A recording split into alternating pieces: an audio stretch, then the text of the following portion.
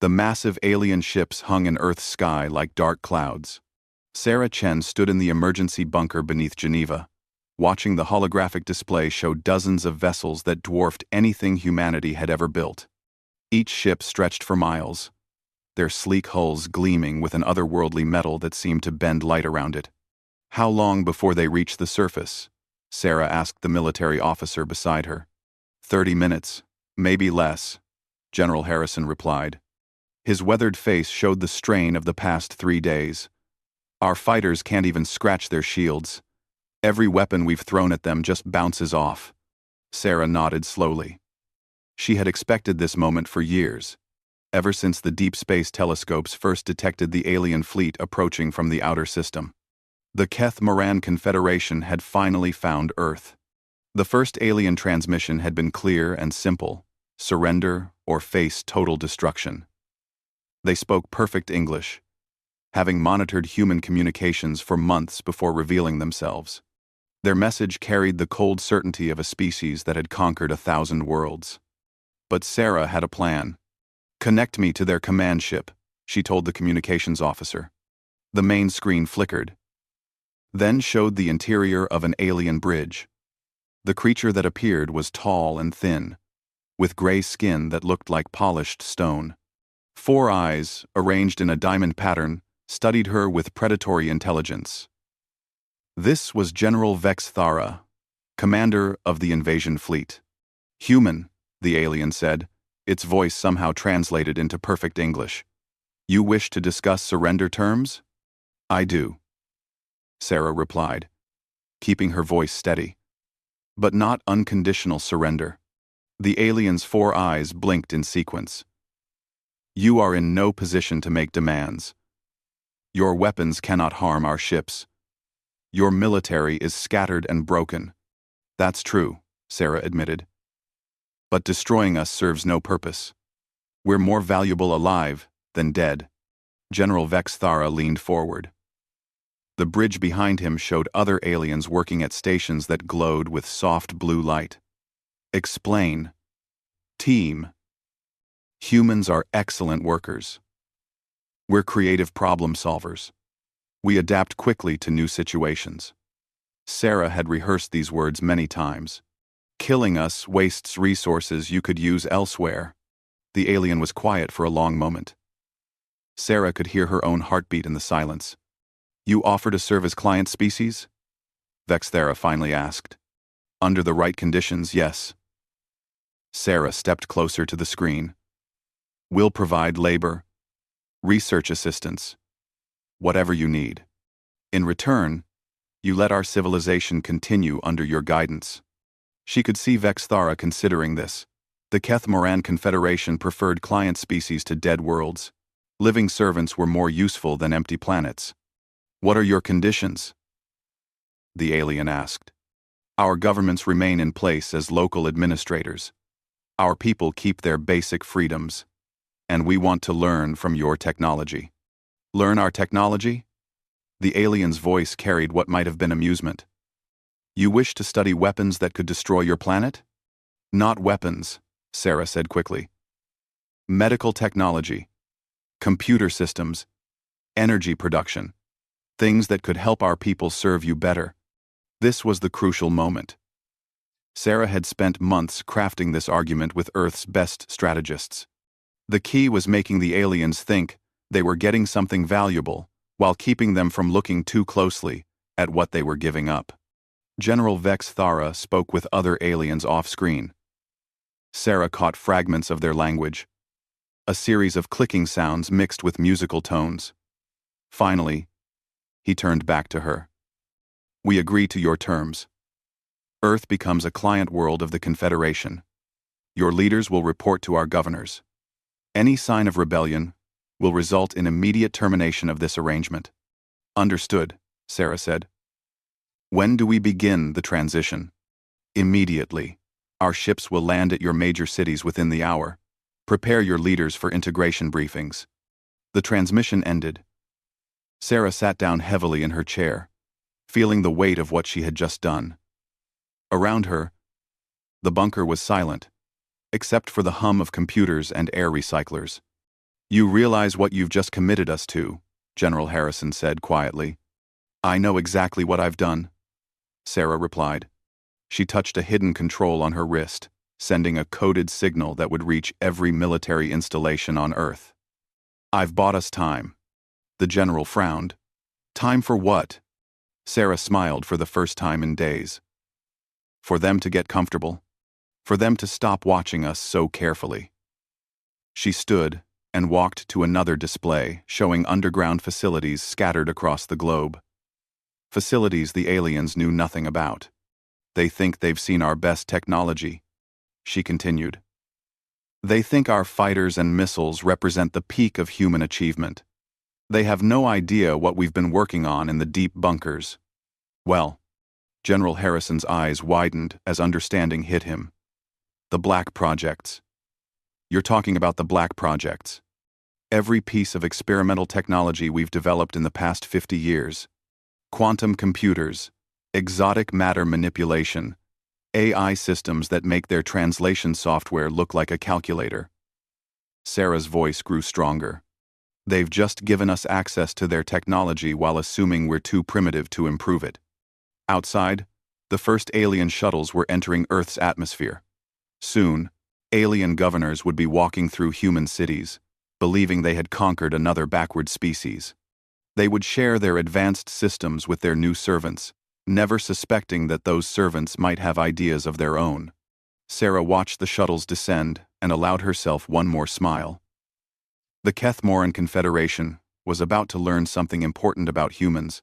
They learned very quickly, and they never stopped surprising their teachers. The real war was just beginning.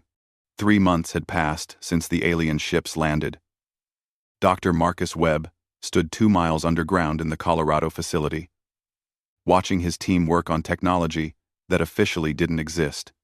The aliens above ground believed they were governing a conquered species. They had no idea about the vast network of hidden laboratories spreading beneath every continent. How's the analysis coming? Marcus asked his lead engineer, Dr. Kim Patel. Kim looked up from the alien device they had been studying. It was a small cube that glowed with internal light, part of a communication array the aliens had installed in Denver. It's incredible, but also disappointing, she said. Disappointing how? Their technology is amazingly advanced, but it's also predictable. Kim highlighted a section of the holographic blueprint floating above their workstation. Look at the processing core. It's elegant, efficient, and completely linear in its thinking. Marcus studied the design. After 3 months of secretly analyzing alien technology, he was beginning to understand what Kim meant. They build everything the same way. Exactly. Every piece of Kethmoran technology follows the same design philosophy. Maximum efficiency, minimum risk. Zero innovation. Kim pulled up another display, showing human experimental processors. Compare that to our quantum systems. The difference was obvious. Where alien technology flowed in perfect, predictable patterns, human designs looked chaotic. Components connected in ways that seemed random, but somehow worked better than they should. They've been building the same way for thousands of years, Marcus realized. Their civilization is ancient and stable, but they've stopped trying new things. That's what makes this so exciting. Kim touched another control, and the lab's main display showed the results of their latest experiment. Watch what happens when we combine their exotic matter manipulation with our quantum processing. The numbers on the screen made Marcus step back in surprise. That can't be right. I've run it 12 times. It's right. Kim's voice carried barely controlled excitement. Their matter manipulation is precise but slow. Our quantum processing is fast but chaotic.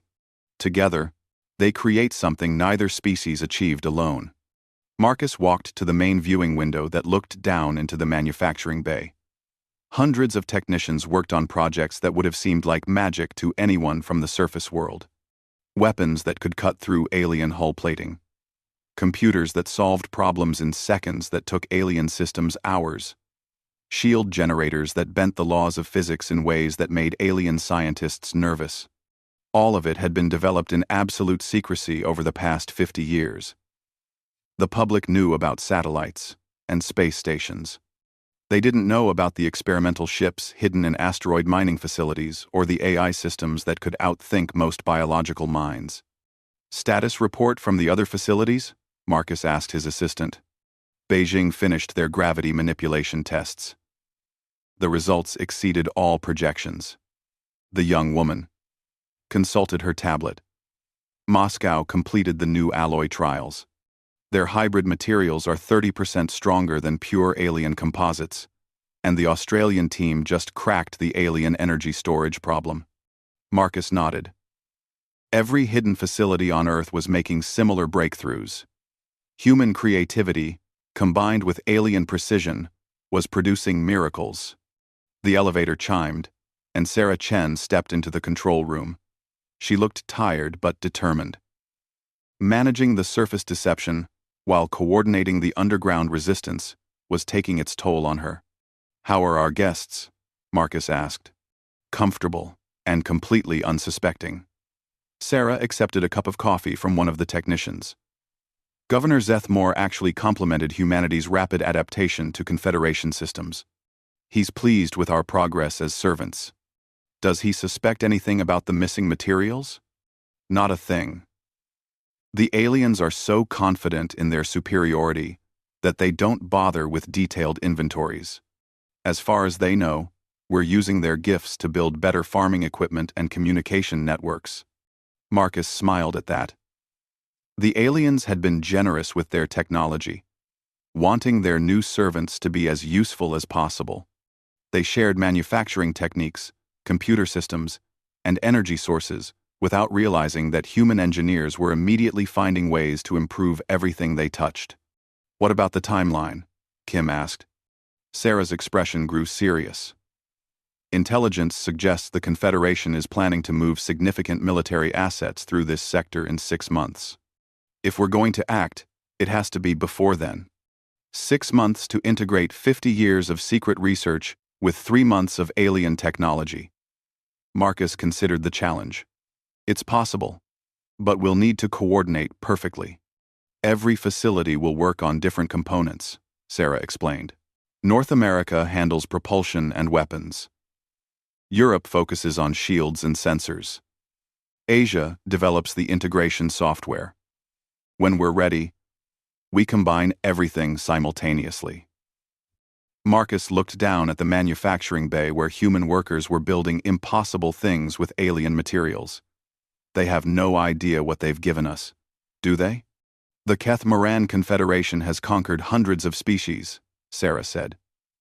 "Every other race they defeated was either primitive or followed their own predictable development patterns. They've never encountered a species that approaches problems from completely different directions. Or one that's been preparing for this moment for decades," Kim added. Marcus touched a control panel, and the main display showed a global map dotted with hidden facilities. Each dot represented thousands of humans working in secret, building humanity's true response to the alien invasion. "They think they've conquered us," he said quietly. "They think we're grateful servants learning to use their superior technology. Instead, we're turning their gifts into weapons they never imagined." Sarah finished. The irony wasn't lost on any of them. The aliens had doomed themselves the moment they chose cooperation over destruction. If they had simply blown up Earth from orbit, humanity would have died with its secrets. Instead, they had given humans access to advanced technology while underestimating human ingenuity. "How long before the first prototypes are ready for testing?" Sarah asked. Marcus consulted his schedule. 2 weeks for the first integrated systems, a month for the upgraded ships, 6 weeks for the full arsenal.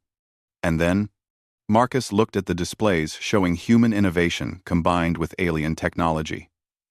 The results were beyond anything either species had achieved alone. Then we show the Keth-Moran Confederation what happens when you give humans new toys to play with. Above them, alien governors continued to rule a seemingly conquered Earth, never suspecting that their subjects were building miracles in the dark. Dr. Marcus Webb hadn't slept in 36 hours. His eyes burned as he stared at the holographic display, showing the breakthrough that would change everything. Around him, the Colorado facility buzzed with activity as engineers worked frantically to replicate the results. "Run the simulation again," he told Kim Patel. The display flickered, then showed the same impossible numbers. Human quantum processors, linked with alien exotic matter manipulation, weren't just working together, they were creating something entirely new. The combined system processed information at speeds that defied both species' understanding of physics. "It's stable?" Marcus asked. "More than stable. It's learning." Kim highlighted sections of code that seemed to write themselves. "The hybrid system is finding optimizations we never programmed into it." Marcus rubbed his tired eyes. "Explain that to me, like I'm 5 years old. Remember how alien technology is precise but predictable, and human technology is chaotic but innovative?" Kim pulled up a comparison chart. "When we link them, the alien precision guides the human chaos, while human creativity breaks the alien patterns. The result thinks in ways neither of us can." The implications hit Marcus like a physical blow. This isn't just better technology. This is a new form of intelligence. "That's what we think too." Kim's voice carried equal parts excitement and nervousness. "And it's completely friendly to humans. The AI seems to understand that it exists because of human innovation." Across the facility, similar breakthroughs were happening in every department. The weapons lab had created energy beams that adapted their frequency in real time, making traditional shields useless. The propulsion team had developed drives that folded space in patterns alien physics said were impossible. The defensive systems group had built shields that learned from each attack and became stronger. Marcus's communicator chimed. Sarah Chen's face appeared on the screen, calling from the Surface Command Center. "Marcus, we need to move up the timeline," she said without preamble. "What's wrong?" "Governor Zeth Moore just received new orders from the Confederation. They're sending an inspection fleet to check on Earth's integration progress. They'll be here in 10 weeks, instead of 6 months. Marcus felt his stomach drop. "We can't be ready in 10 weeks. We have to be. The inspection fleet includes military analysts who will definitely notice if we've been reverse engineering their technology." Sarah's image flickered as she moved through the command center. "How close are we to operational systems?" Marcus looked around the lab where his team was frantically assembling the first hybrid processors. "The breakthrough happened today. Give us 72 hours to build working prototypes. You have 48 hours. Every facility on Earth is getting the same timeline compression." Sarah's expression was grim but determined. "This is our only chance. If the Confederation discovers what we've been doing before we're ready to defend ourselves, they'll glass the planet." The transmission ended, leaving Marcus staring at a lab full of half-finished miracles. 72 hours of work, compressed into 48. It should have been impossible. But then he looked at his team. Every human in the facility had the same expression, determination mixed with desperate hope. They had been preparing for this moment their entire careers. "All right, everyone listen up," Marcus shouted over the noise of machinery. "Timeline just moved up. We have 48 hours to make this work." The response was immediate. Work shifts were abandoned as everyone switched to continuous operations. Sleep became a luxury no one could afford. Food was delivered to workstations. The underground facility transformed into a hive of focused human energy. Kim took charge of the integration protocols, while Marcus coordinated with other facilities. Every hour brought reports of new successes and new challenges. Beijing had solved the power coupling problem but needed help with thermal management. Moscow had perfected the manufacturing process but required additional exotic matter from the London facility. 36 hours in, Marcus stood in the main assembly bay watching the first hybrid starship take shape. It looked like no vessel either humans or aliens had ever built. The hull followed alien design principles for maximum efficiency, but human modifications gave it capabilities that shouldn't exist. Weapons that could reconfigure themselves mid-battle, shields that drew power from enemy attacks, engines that treated the laws of physics as suggestions rather than rules. Status report, Marcus called out. Propulsion systems online and exceeding projections, came the reply from the engine bay. Weapons integration complete. All systems show green, reported the weapons team. Hybrid AI is stable and responsive. It's actually helping us optimize the remaining systems, called out Kim from the computer center. Marcus allowed himself a moment of pride. In less than 2 days, human engineers had created technology that surpassed anything the ancient Confederation had achieved in millennia. But pride was a luxury he couldn't afford yet. What about the global coordination? His assistant consulted her tablet. 17 facilities have completed their primary objectives. 8 more will finish within the next 12 hours. We're on schedule for simultaneous activation. The plan was elegant in its simplicity. Every hidden facility on Earth would activate their hybrid systems at exactly the same moment. Ships would launch from concealed bases. Weapons platforms would come online. Defense grids would power up. In one coordinated action, humanity would reveal its true capabilities to the unsuspecting Confederation forces. Sir, Kim called from her station. We're getting reports from the surface monitoring systems. The aliens are definitely not suspicious. Governor Zeth Moore actually sent a commendation to the surface government for how quickly humans are adapting to Confederation technology. Marcus smiled grimly. If the alien governor only knew how thoroughly humans had adapted. With 12 hours remaining, Marcus finally allowed himself 4 hours of sleep. When he woke, the ship was complete, and the global network was ready. 47 other facilities reported similar success. After months of preparation and days of frantic work, humanity was ready to show the Keith Moran Confederation what their newest servants had learned. Marcus stood before the main control panel that would coordinate Earth's response. One button would activate systems across the globe. One signal would transform humanity from conquered servants to technological equals. All stations report ready, Kim announced.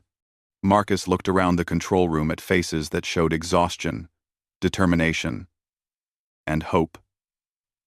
These humans had achieved the impossible in impossible time. He placed his hand on the activation control. Signal all facilities. Operation begins in T-minus 60 seconds. The countdown began, and with it, humanity's real war for independence. General Vex Thara was reviewing reports in his command ship when the first impossible thing happened. His sensors, which had monitored every human activity for 3 months, suddenly detected energy signatures that shouldn't exist. Status report, he commanded, his 4 eyes focusing on the tactical display. Sir, we're detecting massive power buildups across the planet. His sensor officer reported, clicking sounds of confusion in her voice. The signatures are consistent with military-grade systems, but that's impossible. Humans don't have access to such technology. Vex Thera moved to the main display. Red dots were appearing all over Earth's surface, each one representing an energy source powerful enough to threaten his ships. Run diagnostics on all sensor arrays. This must be a malfunction. But before the diagnostics could complete, the second impossible thing happened. Ships began launching from locations that his orbital surveys had identified as empty terrain. Not human ships, vessels that combined Confederation technology with design principles he had never seen before. Sir, the communications officer's voice cracked with alarm. We're being hailed by the Human Surface Command. Put them through, Vex Thera ordered, though his combat instincts were already screaming warnings. Sarah Chen's face appeared on the screen. But this wasn't the submissive human diplomat who had surrendered 3 months ago. This woman looked confident, almost predatory. General Vex Thara, she said calmly. I wanted to personally thank you for your gift. What gift? Vexthera's hands moved toward his ship's weapons controls. Your technology, of course. It's been incredibly educational. Sarah's smile was sharp. Would you like to see what we learned? The third impossible thing happened all at once. Energy beams lanced up from the planet's surface, striking Vexthera's escort ships with precision that made his targeting computers look clumsy. But these weren't normal weapons. The beams seemed to learn from his ship's defensive reactions, adjusting their frequency and intensity with each shot. Shields at 60%, his tactical officer reported. Sir, those weapons are adapting faster than our defense systems can compensate. Vexthera activated his fleet's combat protocols. All ships, evasive patterns. Return fire on all surface targets. But when his ships fired their main batteries at the human weapons platforms, the fourth impossible thing revealed itself. Energy shields erupted around the human positions, shields that looked exactly like Confederation technology, but behaved in ways that violated everything he knew about defensive systems.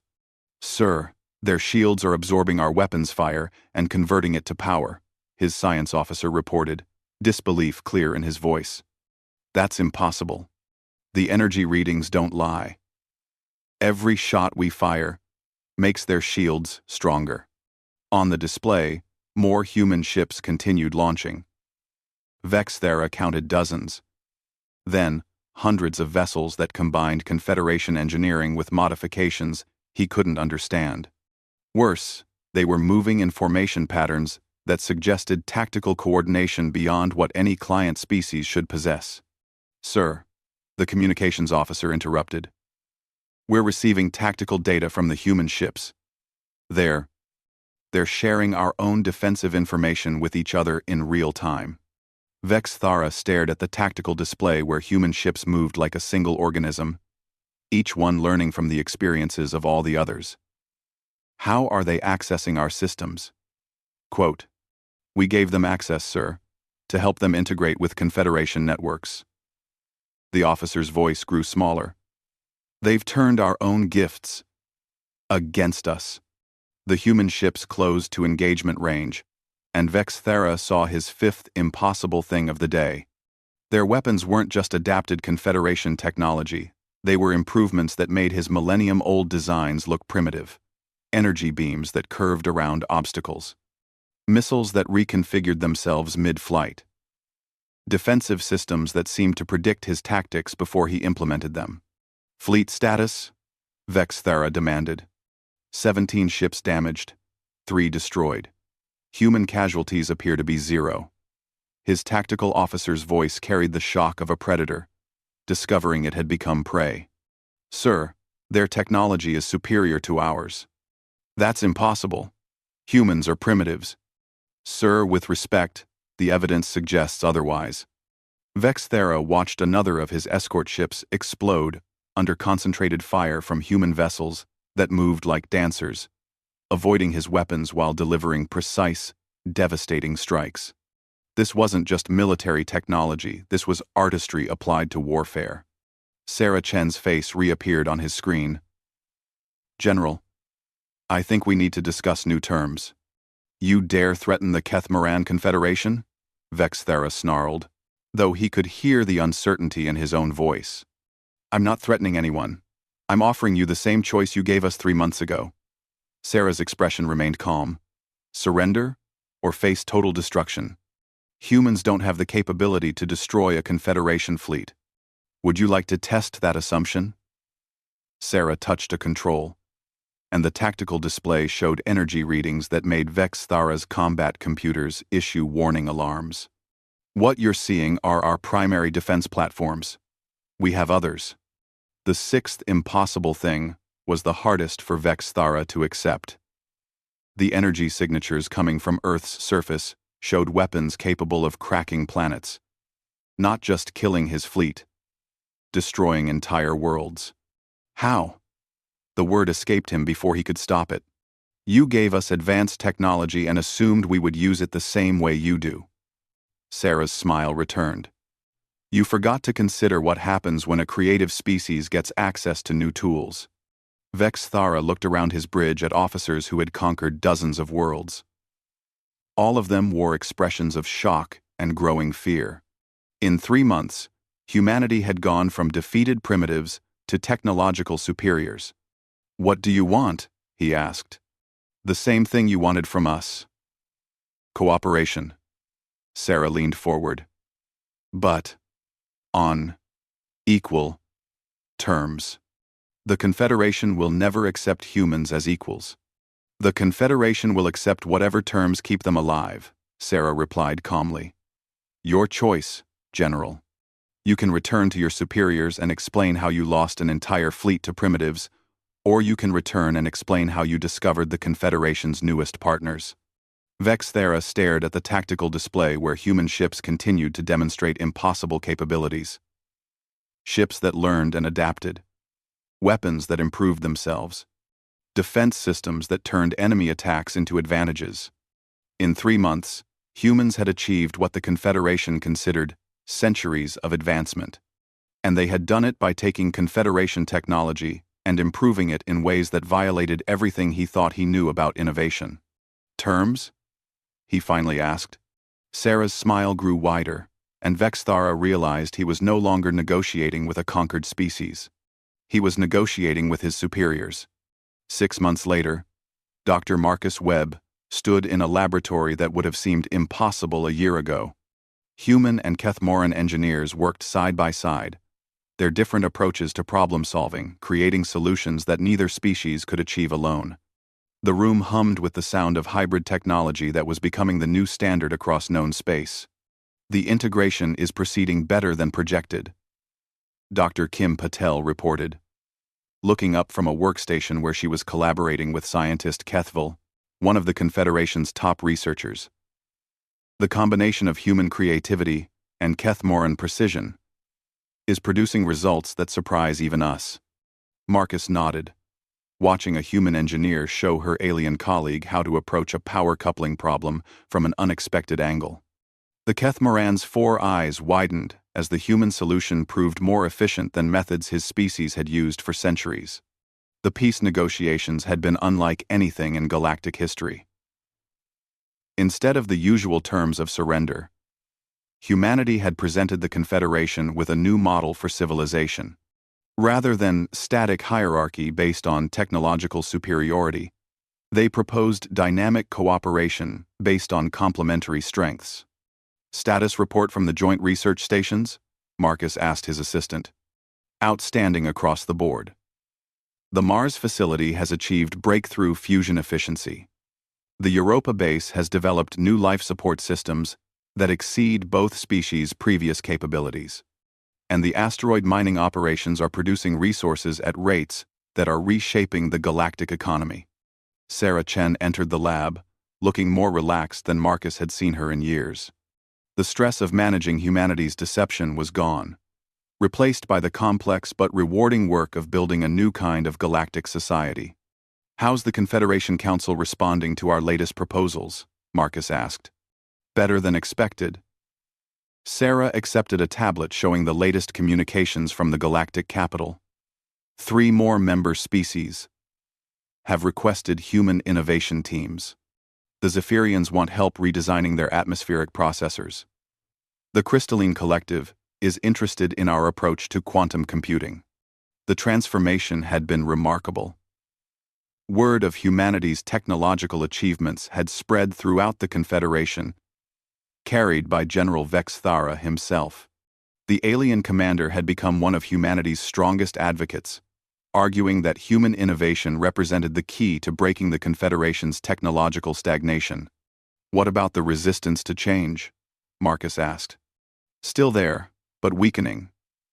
Sarah pulled up a star chart showing the political situation across Confederation space. "The old guard claims that accepting humans as equals violates thousands of years of tradition, but they're finding it hard to argue with results." The results were undeniable. Every world where human teams had been deployed showed dramatic improvements in technology and quality of life. Human engineers didn't just solve problems, they found better problems to solve. They turned limitations into opportunities and obstacles into advantages. General Vex Thara himself had become the most visible symbol of the change. The proud Keth Moran commander now worked closely with human military advisors, learning tactics that had revolutionized Confederation defense strategies. His fleets, enhanced with human innovations, had become the most effective in the galaxy. The inspection fleet that was supposed to check on our integration, Sarah continued, is now requesting permanent assignment to Earth. They want to study our methods directly. Marcus smiled at that irony. The ships that had come to investigate humanity's progress as servants were now begging to learn from humanity's innovations as partners. Dr. Kim Patel approached with her Keth Moran colleague. Marcus, we've just completed the prototype for the new generation of hybrid ships. The test results are extraordinary. The display showed vessels that looked like no ship either species had built before. They combined the elegant efficiency of Keth Moran design with the chaotic innovation of human engineering, resulting in spacecraft that seemed to rewrite the rules of physics. Performance characteristics? Marcus asked. Speed exceeding anything previously achieved. Weapons systems that adapt in real time to any threat. Defense grids that can protect entire star systems. Kim's excitement was infectious, and they're built using manufacturing techniques that both species can learn and improve. This was the key to humanity's success in reshaping galactic civilization. Rather than jealously guarding their innovations, humans shared them freely while encouraging others to contribute their own improvements. Every species in the Confederation could participate in the new model of cooperative advancement. Any word from the deep space exploration teams? Marcus asked. 3 new systems surveyed this week, all with inhabited worlds. Sarah consulted her notes.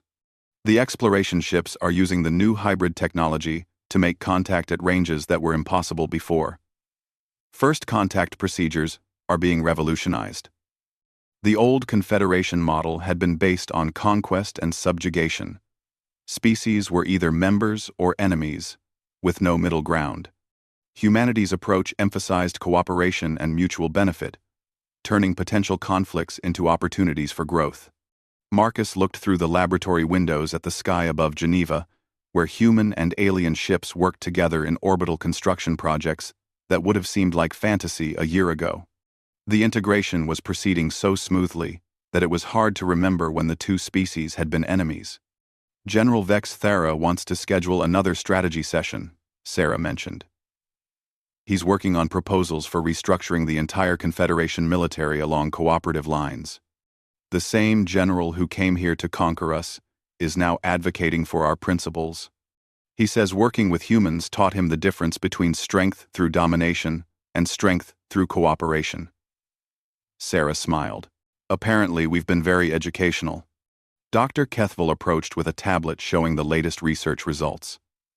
When she spoke, her translated words carried excitement that transcended species barriers. Dr. Webb, our joint team has achieved something remarkable. We have created a new form of artificial intelligence that thinks like both our species combined. Marcus examined the data. The hybrid AI showed processing patterns that were simultaneously logical and creative, efficient and innovative. It was a new form of consciousness that embodied the best of both species while transcending the limitations of either. What does it want to do? Marcus asked. Explore, Kethvel replied. It wants to discover what other species might contribute to this new model of civilization. Marcus looked around the laboratory where 2 species that had been strangers 6 months ago now worked as natural partners. Human creativity guided by alien precision was producing miracles. Alien efficiency enhanced by human innovation was reshaping the galaxy. The Keth Moran Confederation had thought they were adding another client species to their empire. Instead, they had discovered something far more valuable. Partners who could help them become something greater than they had ever been alone. And in the end, that was the most human thing of all. Taking what others saw as conquest and turning it into cooperation, transforming enemies into allies, and making the impossible seem inevitable. The stars had never looked more welcoming.